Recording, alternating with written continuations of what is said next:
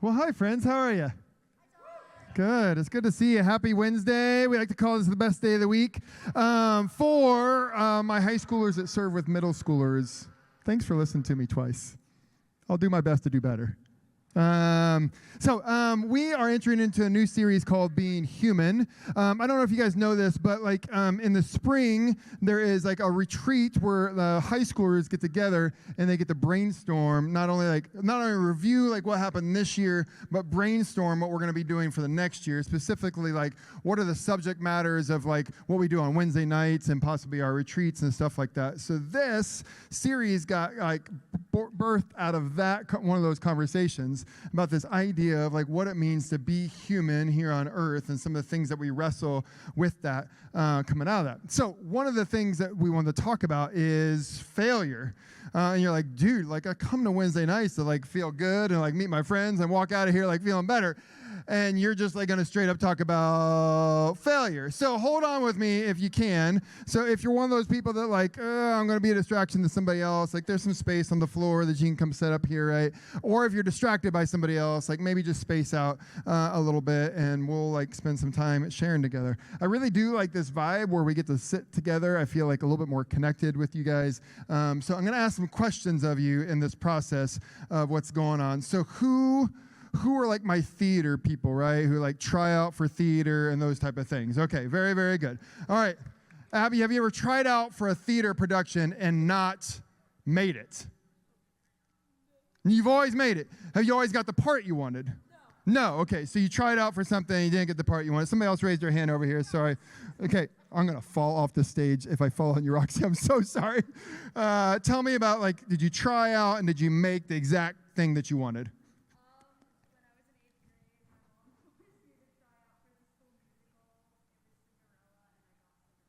Whoa, round of applause. Well done. That's awesome.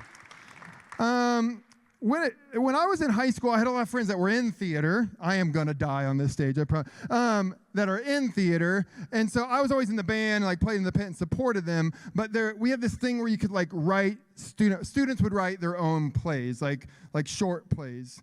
And so my friend's like, dude, like you got to come try out. Like you're around the theater people all the time. Come try out. And my friend was writing a comedy, and I'm like, sweet, I'm gonna try out. I'm gonna be in this comedy because I'm a funny guy, and people like funny guys, and this like make me more funny, more popular. It's gonna be great.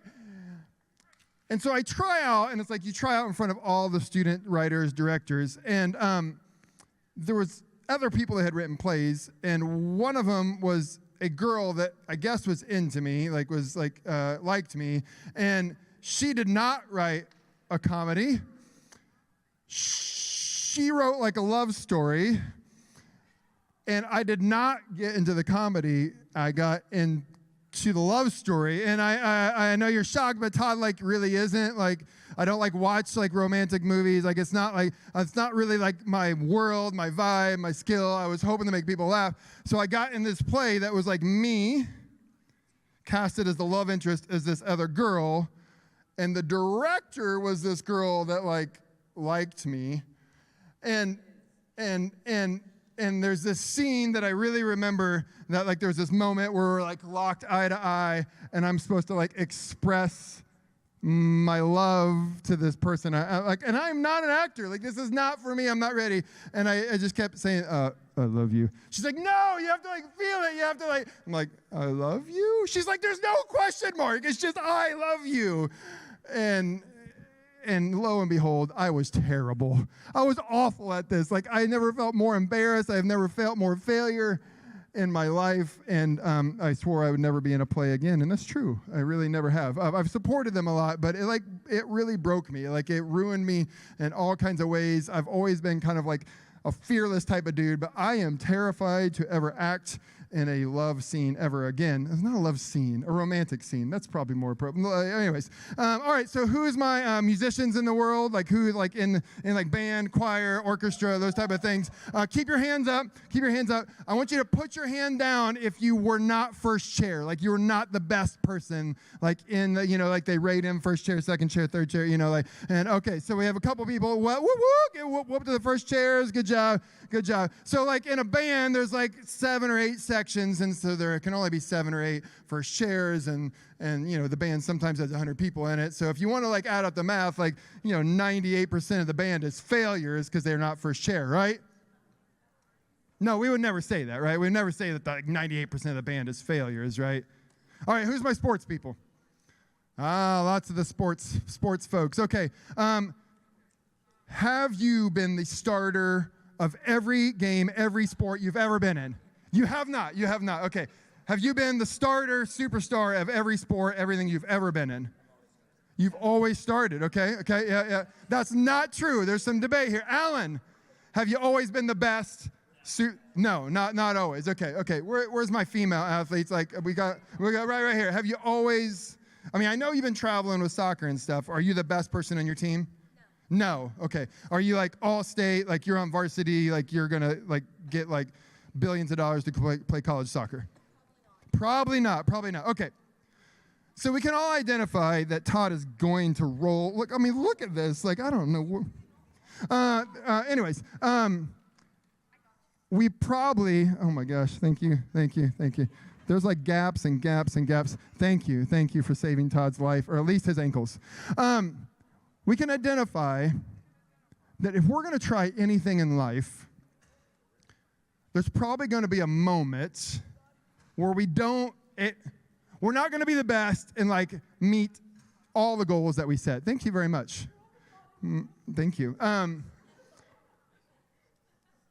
quite often, we're going to come out of those experiences feeling like we failed. So what I want us to understand as we go into this conversation is that failure does happen, but it's how we grow out of it that matters. There's this famous basketball player. His name's Giannis. I tried it in middle school. I still can't say his name. Antetokounmpo. Is that pretty good? Antetokounmpo. Okay. Giannis, really tall guy, great basketball player.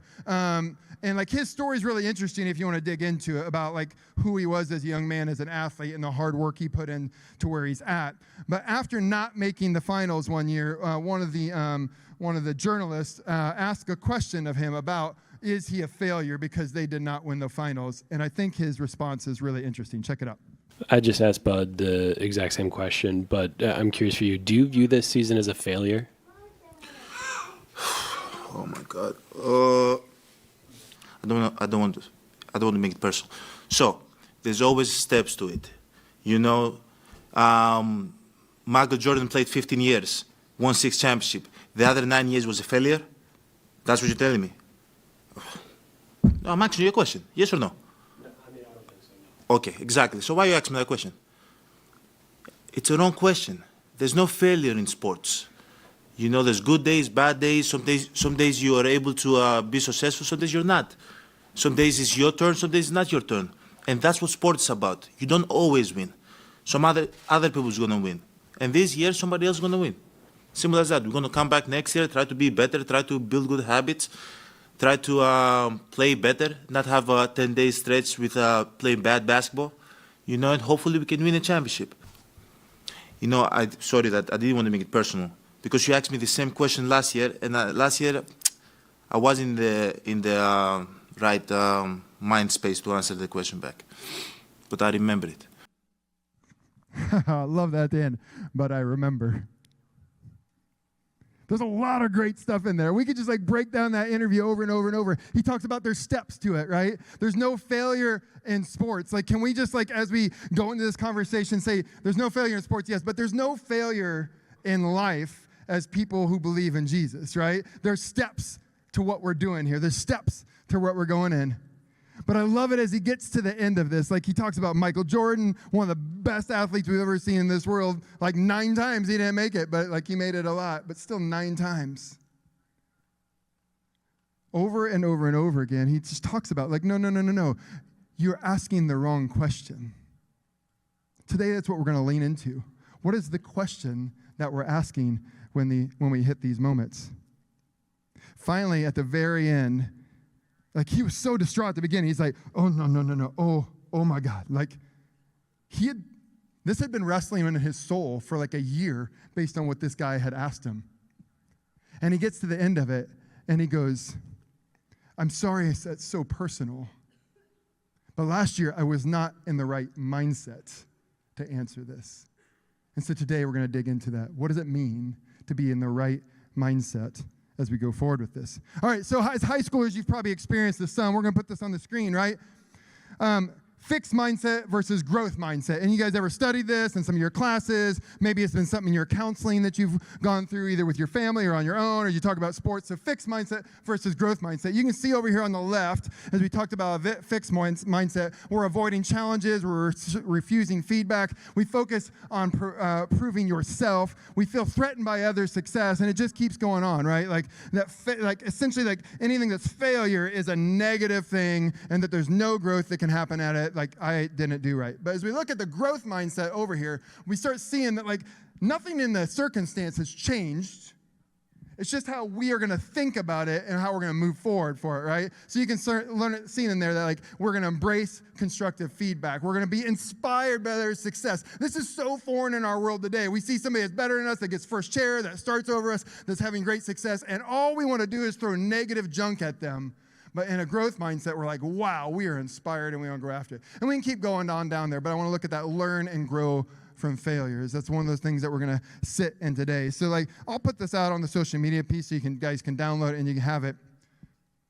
But there's a story in the Bible that like reflects on some of this because I love like the steps that goes through it. And it's about a guy named Nicodemus. Nicodemus we find in the New Testament. We find it in Jesus' time, so we're going to read about it in the gospel. Nicodemus was a man of the law. He would have been like what we consider the Pharisees, right? So someone that's like trying to sustain and hold up the values of the Jewish law. And they were at odds with Jesus because Jesus is going around doing things, one, that they don't understand, and two, that's like better than what they're doing, and three is making them really uncomfortable because they are people of power. And what we know about people in power, right, is that they don't want to lose power. And so when a guy like Jesus comes and starts turning things upside down and healing people and sitting with the sick and taking care of the poor, they're not about that, right? And now lots of people are following Jesus because of the things he's doing, and they are scared that, one, they might be wrong, and two, ultimately, that they're going to lose power. All right, so all this is happening. Nicodemus is one of these Pharisees. He's one of the ones that's supposed to be holding the law. And really, if he's going to stick with his group, with his people, he should be looking down on Jesus. But something happens in Nicodemus's heart. And the thing that stuck in my mind is this idea, like Pastor Adam talked about a few weeks ago, that like when we think about KC, Kansas City, or just the letters KC, Nicodemus all of a sudden is like really flooded with kindness and curiosity. He wants to like be around Jesus and learn more instead of like throwing rocks at him and persecuting him. And it leads to like this famous meetup where Nicodemus sits down with Jesus in the evening. It refers to this over and over and over. But this idea that he was like found time with Jesus alone to have this conversation. And it leads to one of the most famous Bible verses that we see, John 3:16. We see it at sporting events. We see it around. It's something that gets quoted quite a bit. But let's look at it here, John 3:16 through 17. He said, God so loved the world that he gave his one and only son, that whoever believes in him shall not perish, but to have eternal life.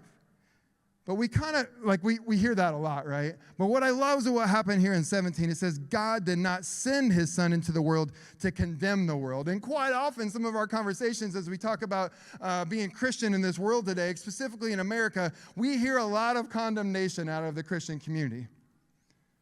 Right here, one of the most famous verses ever, it says, Jesus did not come to the world to condemn it, but to save it through him. Jesus is counterculture over and over and over and over and over again. When the world's saying Jesus is doing the other thing. When the world says it doesn't matter if they're hungry, we have our power, Jesus says, I don't agree, right? When people are dying, Jesus finds a way to bring them back sometimes. In this thing that's going on, imagine it's kind of like what's happening like in our political climate this last few weeks. It's like, there is a lot of tension happening right now. The Pharisees are really uncomfortable with who Jesus is. Jesus continued to do things that are countercultural. And Nicodemus is trying to find this middle road. And so he does. He tries to put his fear aside. And when Jesus gets captured and goes on trial, Nicodemus goes to stand up for him so that a fair trial can happen. Here's what it says here in John, a little bit longer down. It says in John 7, Nicodemus, who had gone to Jesus earlier and who was the one of their own number. So he was part of the Pharisees. Does our law condemn a man without first hearing him to find out what he has been doing? This sounds a lot like in the United States when we talk about like fair trial, like innocent until proven guilty. Like Nicodemus is standing up for innocence until proven guilty 2,000 years ago. And he's doing it against the people that he's supposed to be with, right? Like he's putting himself in a really risky situation.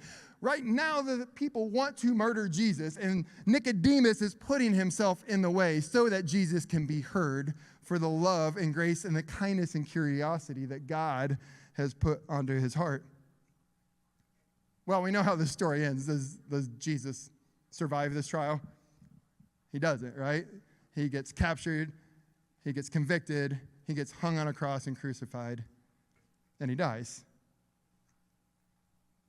In these moments, and what I love about what we hear about the disciples is they were scared, and they fled, and they ran. So Jesus not only had the 12 that we talk about, but a lot more. And then the crowds that were following him because all the miracles he was doing, they all ran away. And at this moment, most human beings would pout. Anybody got a good pouting lip? Like when your parents, or they kick. Anybody the door slammers? Anybody like slam a door, right? When slamming doors were happening in our house when I was young, my dad would just remove the door. Anybody had their door removed? Yeah. Like no slamming the door. If I was like to break a wall because I was angry or pouting, right? I learned real quick how to do sheetrock. So if you've ever been on a surf trip with me, I'm pretty good at sheetrock, and that all began because of me pouting and being mad. Same thing's happening here, right? The disciples are scared, they're pouting, they're disappointed, they feel like they've wasted their life at this time. The ultimate wave of shame and failure is coming over them. But once again, we're going to hear about how Nicodemus shows up. We'll talk about that in a second. There's 3 myths in this world that I want to reflect. So everybody hold up threes, some people go this way, or like if you're a baseball guy, or there's the baseball guys. There you go. There's 3 different myths that we're going to reflect about failure, and we're gonna debunk those myths. All right. So myth number one in the air. Here we go. Failure is a reflection of one's intelligence and ability. This is a myth. It's a myth that failure is a reflection of one's intelligence and ability. Listen here. These are some of the things that we say to ourselves, right? When we fail on a test or we don't do well or something like that, we say, I am stupid, right? Anybody said that word before? Like you said that to myself, I am stupid, right? And we've said it to our friends, we said it to our parents, we come home with a grade and it's not the grade we want. I'm like, I'm sorry, Mom and Dad, I'm so stupid. This is a myth, friends, that this is a reflection of our ability or our intelligence. Our decision or our effort might not be up to par. Our decision could be stupid, but we are not stupid. We need to find a way to cut this self-talk, right? Identify what the subject is, right? That I messed up at this, but I am not a mess up. I maybe wasn't as smart as I wanted to be, but I am not stupid. Just this moment comes off that way. Myth number 2, put your peace signs in the air. You are either born with talent or you are not. You're either born with talent or not. This is a myth, friends. We are all God's beautiful creation. And even though I wanted to be an amazing professional basketball player when I grew up, I didn't really, maybe have the jump shot or the dunking ability to do that. But I also gave up on the effort. I found other things that I was maybe more wired to do that I wanted to do. And because of my failure in basketball, it opened up my ability to chase music and be at church and to grow in leadership. So deliberate practice can lead to significant improvements in performance regardless of our initial talent levels. Who loves the underdog story in a movie or a book, right? Like if you watch Rudy or if you watch any of those old sport movies, right? Like there's no movies out there of like The Rock, right? Like who has all the physical talent in the world, dominating everybody and be like, I am the greatest, right? There's normally a failure and there is something that he's not good at, which makes it relatable so that we can all connect. This is how we are wired. God is the classic understory over and over and over again. Like Jesus did not come looking like Thor, shooting lightning out all over the place, destroying the world.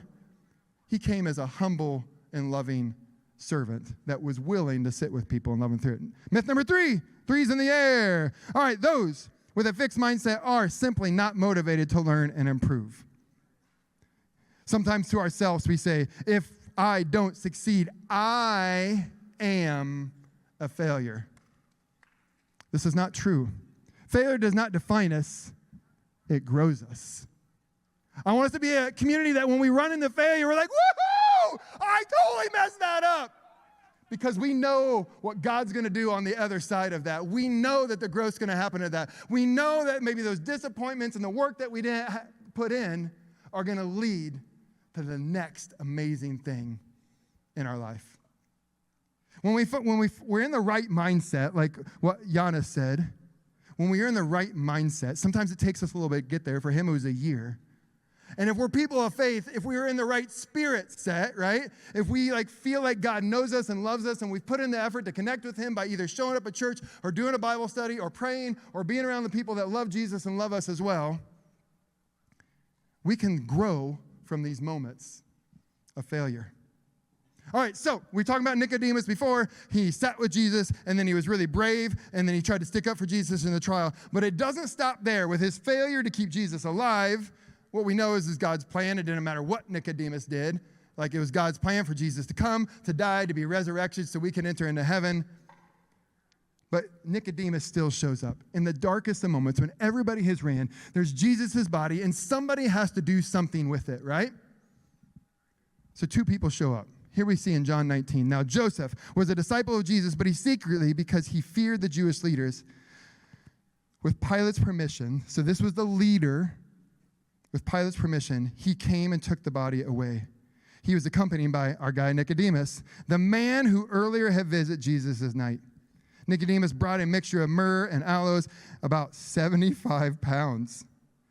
This, when we talk about the Christmas story and they show up with myrrh and those special things for the baby, this is God's story being completed, right? We see this over and over and over when things happen in the Old Testament and they show up again in the New Testament. This is God's story continuing through. Nicodemus gets to be the wise men who show up with these things and finish God's promise.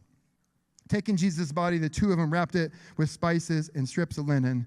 This was one in accordance with the Jewish burial customs. In the hardest of times, after failures of failures, going against all the people that were supposed to be his people, going against what the world was saying, Nicodemus shows up in the most quiet moments. Even though the closest people to Jesus had disappeared, it didn't matter to Nicodemus. He showed up as a growth moment to see what was going to be next. Friends, may we know that God loves us so much that he sent Jesus. And that we are part of this story just like Nicodemus was, so that we may never be stuck in failure and shame. Look at me real quick. Shame is the thing that darkness wants to win in our lives. Shame wants to take these failure moments and make them stir in our gut to where we feel awful about ourselves. Don't let shame win. That's not how we're wired. That is not naturally who God made us to be, is full of shame. But may we be the people who shine bright with God's love, grace, and forgiveness. Amen? Let's pray.